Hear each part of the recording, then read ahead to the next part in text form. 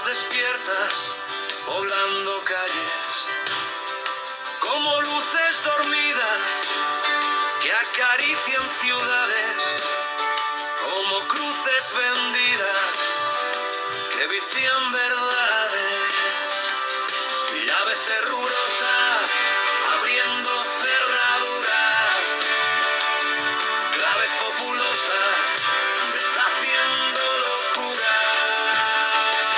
como soluciones de días pasados, como canciones vacías, debates soñados. Quisiera esperar noches escandalosas, pudiera poblar derroches con esposas, entre haciendas nunca emprendidas, como contiendas nunca entendidas.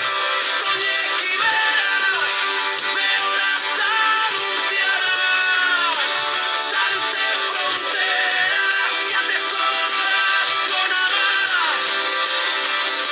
Mil veces quise imaginar conciencias, con creces quise saciar inmanencias, donde sueños atesoran rendiciones,